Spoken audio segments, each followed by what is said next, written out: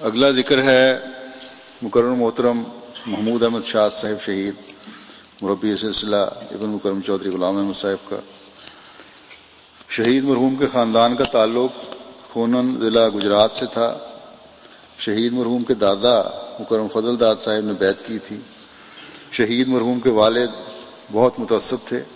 ایک دفعہ ایک کتاب تبلیغ ہدایت فرش پر بکھری پڑی تھی، اس کو اکٹھا کرنے لگے اور سوچا کہ اس کو پڑھنا نہیں، لیکن جب ترتیب لگا رہے تھے تو کچھ حصہ پڑھا، دلچسپی پیدا ہوئی اور ساری کتاب پڑھنے کے بعد کہا کہ میں نے بیعت کرنی ہے، اور 1922 میں 11 سال کی عمر میں بیعت کر لی۔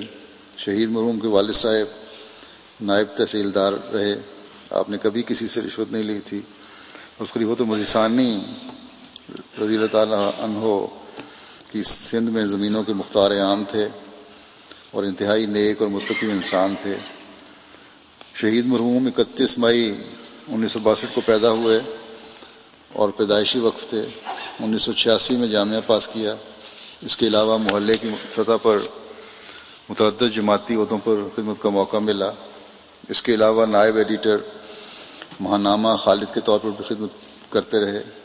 پاکستان کے مختلف شہروں میں بطور مربی سلسلہ تقرری کے علاوہ تنزانیہ میں بھی 11 سال مربی سلسلہ کے طور پر خدمت کی توفیق پاتے رہے۔ بیت النور ماڈل ٹاؤن میں قریباً 3 ماہ قبل تقرری ہوئی تھی۔ وہ وقت شہادت ان کی عمر قریباً 48 سال تھی اور نظام وصیت میں بھی شامل تھے۔ مسجد بیت النور ماڈل ٹاؤن میں جامع شہادت نوش فرمایا۔ سانے کے روز نیا سوٹ، نیا رومال لیا، نیا سوٹ پہنا، نیا رومال لیا۔ اپنی رہائش گاہ میں 2 رکعت ادا کرنے کے بعد اپنے بیٹے کے ہمراہ نماز جمعہ کے لیے مین ہال میں پہنچ گئے۔ لوگوں نے بتایا کہ حملے کے دوران آپ مسلسل لوگوں کو دعاؤں کی طرف توجہ دلا رہے تھے، اور جب حملہ آور مسجد کے اندر آیا تو آپ نے بلند آواز میں نعرہ بھی لگایا اور مسلسل درود شریف کا ورد کرتے رہے۔ آپ کے سینے میں 2 گولیاں لگی تھیں جن کی وجہ سے آپ کو شہادت ہو گئی۔ اس سانے میں ان کا بیٹا اللہ کے فضل سے محفوظ رہا۔ شہید مرحوم کی اہلیہ بتاتی ہیں کہ شہادت سے 1 روز قبل مورخہ 27 مئی کی رات MTA پر عہد نشر ہو رہا تھا۔ وہ عہد جو خلافت جوبلی پہ دہرایا تھا میں نے، تو انہوں نے اونچی آواز میں یہ عہد دہرایا اور یہ ارادہ کیا کہ جمعے کے دن خطبے کے بعد پوری جماعت کے ساتھ یہ عہد دہرائیں گے، لیکن اللہ تعالیٰ کو کچھ اور ہی منظور تھا۔ اہلیہ نے مزید بتایا کہ آپ بہت ہی نڈر تھے۔ جب جماعت کے خلاف آرڈیننس آیا تو اس کے کچھ عرصے بعد اپنی ہمشیرہ کے ہمراہ سفر پر جا رہے تھے کہ قمیض پر کلمہ طیبہ کا بیج لگا ہوا تھا۔ ان کی ہمشیرہ ڈر رہی تھی اور احتیاط کے لیے ان سے کہا، لیکن انہوں نے جواب دیا کہ تمہارا ایمان اتنا کمزور ہے۔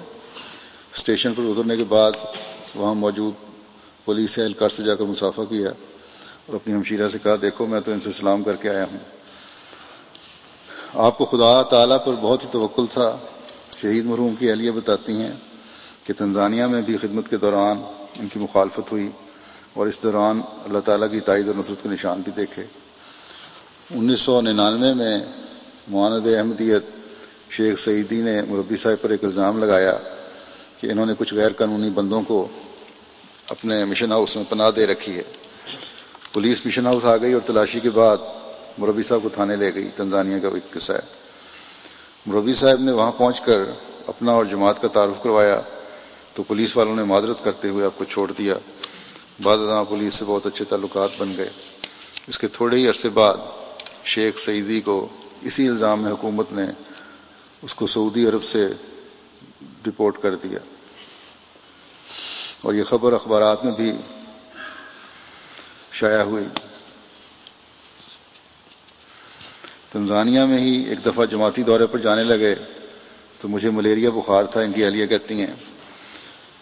تو میں نے کہا کہ میری طبیعت ٹھیک نہیں ہے اور آپ جا رہے ہیں۔ ربی صاحب کہتے ہیں کہ میں اللہ کا کام کرنے جا رہا ہوں اور تمہیں بھی اللہ کے حوالے کر کے جا رہا ہوں۔ شہید کی اہلیہ بتاتی ہیں کہ ماڈل ٹاؤن لاہور میں تقرری کے کچھ عرصے بعد سے دھمکیاں میز ٹیلی فون کالز کا سلسلہ شروع ہو گیا۔ جب پہلی کال آئی تو مربی صاحب ایک شادی کے فنکشن میں گئے ہوئے تھے، معلوم ہوا کہ کچھ لوگ آپ کا پیچھا کر رہے ہیں، تو خدام الحمدیہ کے کچھ ممبران نے بحفاظت مربی صاحب کو گھر پہنچا دیا۔ گھر واپس پہنچنے پر مجھے کہتے ہیں کہ دیکھو کیسی عظیم الشان جماعت ہے کہ ان خدام سے ہمارا کوئی دنیاوی رشتہ نہیں ہے، لیکن ہر وقت یہ ہماری حفاظت کے لیے تیار رہتے ہیں۔ مربی صاحب کہتے ہیں کہ میں نے اللہ تعالیٰ سے دعا کی ہے کہ اگر تو نے میری قربانی لینی ہے تو میں حاضر ہوں، لیکن میری اولاد کو ہمیشہ خلافت سے وابستہ رکھنا۔ ان حالات میں جب ان کو بہنوں کے فون آتے اور وہ اس خواہش کا اظہار کرتی کہ چھٹی لے کر روا آ جائیں، تو آپ کہتے کہ جب باقی احمدی قربانی دے رہے ہیں تو ہم قربانیاں کیوں نہ دیں اور میدان چھوڑ کر کیوں بھاگیں۔ ان حالات سے میں بعض دفعہ پریشان ہو کر جب رو پڑتی تو مجھے کہتے کہ شہداء کی فیملی کو اللہ تعالیٰ ضائع نہیں کرتا اور ان کی خود حفاظت فرماتا ہے۔ شہید مرحوم کو دعوت اللہ کا بہت شوق تھا۔ شہادت سے 1 ماہ قبل ایک ڈاکٹر صاحب غیر از جماعت جو چاہتے تھے کہ ان کو مطمئن کیا جائے، ان کے کی کافی مربیان سے بحث ہوئی لیکن ان کی تسلی نہیں ہو رہی تھی، تو مربی صاحب نے شاد صاحب نے 2-3 مجلسوں کے دوران کئی گھنٹے ان کو تبلیغ کی اور حضرت مسیح موعود علیہ الصلوۃ والسلام کے الہامات اور کلام بڑے ابدیدہ ہو کر ان کو سناتے تھے، بڑی جذباتی کیفیت میں۔ ڈاکٹر صاحب کا بیان ہے کہ آج میرے لیے فرار ہونے کا کوئی راستہ نہیں ہے۔ وہی ڈاکٹر صاحب جن کو تبلیغ کی جا رہی تھی کہتے ہیں کہ میرے فرار ہونے کا کوئی راستہ نہیں، میں اب مطمئن ہو گیا ہوں، جو شخص خود ابدیدہ ہو کر مجھے تبلیغ کر رہا ہے ان کی جماعت جھوٹی کیسے ہو سکتی ہے۔ تو یہ بھی ہر تبلیغ کرنے کا ایک اپنا ہر ایک انداز ہوتا ہے، اور جو دل سے نکلی ہوئی باتیں ہوتی ہیں پھر اثر کرتی ہیں۔ اور پھر ڈاکٹر صاحب نے بیعت کر لی۔ مربی صاحب کے والدین کے علاوہ باقی تمام رشتہ دار غیر از جماعت ہیں، آخری سانس تک ان کو بھی تبلیغ کرتے رہے۔ ہر غمی اور خوشی کے موقع پر اپنے بچوں کو خاص طور پر دکھانے کی غرض سے ساتھ لے جاتے تھے ان غیر از جماعت رشتہ داروں کے پاس کہ دیکھو ہم میں اور ان میں کیا فرق ہے۔ ان لوگوں کے گلوں میں بد رسومات اور بدعات کا توق ہے اور ہم خلافت کی لڑی میں پروئے ہوئے ہیں۔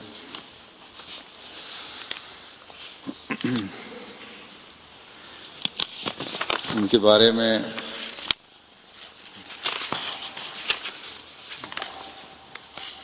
ایک صاحب نے مجھے خط میں لکھا کہ 2006 میں خاکسار کو اطلاع ملی، پنڈی کے ہیں یہ، کہ محمود شاہ صاحب مربی سلسلہ کو بیت الحمد مری میں تعینات کیا گیا ہے۔ خاکسار کو امیر صاحب ضلع راولپنڈی نے صدر حلقہ بیت الحمد شرکی کے علاوہ بیت الحمد مری روڈ، مربی ہاؤس مری روڈ اور گیسٹ ہاؤس مری روڈ کی نگرانی بھی سونپی ہوئی تھی۔ تو امیر صاحب کی ہدایت آئی کہ مربی صاحب کے قیام و طعام کا بندوبست کریں۔ گیسٹ ہاؤس میں طعام کا بھی بندوبست نہیں تھا، کھانا جو بھی پیش کیا جاتا بڑے صبر و رضا کے ساتھ کھا لیتے۔ مربی صاحب اور گیسٹ ہاؤس مربی ہاؤس اور گیسٹ ہاؤس مری روڈ 3 منزلہ ہے۔ پہلے مربی ہاؤس دوسری منزل پر تھا، جماعت نے فیصلہ کیا کہ اسے تیسری منزل پر شفٹ کر دیا جائے اور پہلی 2 منزلیں گیسٹ ہاؤس بنائی جائیں۔ تیسری منزل پر شدید گرمی ہوتی تھی، مگر مربی صاحب کمال صبر و رضا کے ساتھ وہاں مقیم رہے اور کبھی حرف شکایت زبان پر نہ لائے۔ خلیفہ وقت کے خطبات جمعہ بڑے اہتمام سے سنتے تھے اور احباب جماعت کو بھی بار بار سننے کی تلقین کرتے تھے۔ اگر کبھی کسی جماعت میں ڈش خراب ہو گیا تو اس وقت تک چین سے نہیں بیٹھتے تھے جب تک ڈش درست نہ کروا لیتے تھے۔ مربی صاحب نہایت ہی نرم دل اور خوش مزاج انسان تھے، ہر ایک کے ساتھ دوستی اور پیار کا تعلق قائم کرتے، خاندانوں کا بہت علم رکھتے تھے، اس طرح احباب کے ساتھ ایک ذاتی تعلق بنا لیتے تھے۔ خطبات جمعہ میں حضرت مسیح موعود علیہ الصلوۃ والسلام کی تحریرات اور منظوم کلام بھی بکثرت استعمال کرتے۔ دشمن کے ناکام و نامراد رہنے اور جماعت کی کامیابی پر کامل یقین تھا اور بڑی تحدی سے اس کا ذکر کرتے تھے۔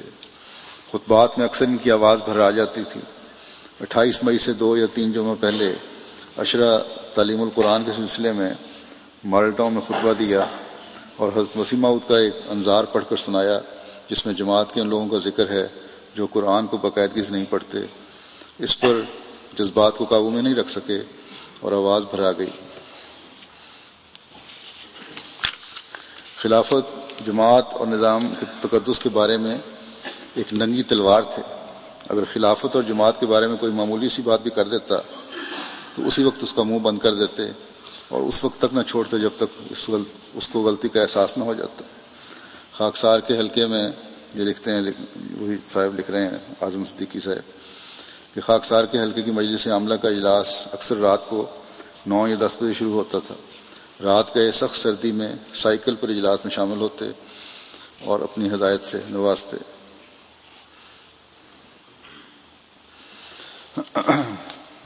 صدیقی صاحب لکھتے ہیں کہ جب ان کی لاہور میں تبدیلی ہوئی تو بڑے خوش تھے کہ ماڈل ٹاؤن میں تبدیلی ہو گئی ہے، اور ساتھ جب میں نے بتایا کہ میری بھی سرکاری ملازم لاہور پوسٹنگ ہو گئی ہے تو مذاق سے مجھے کہنے لگے کہ صدیقی صاحب لاہور تک ساتھ جانا ہے یا آگے بھی ساتھ جانا ہے؟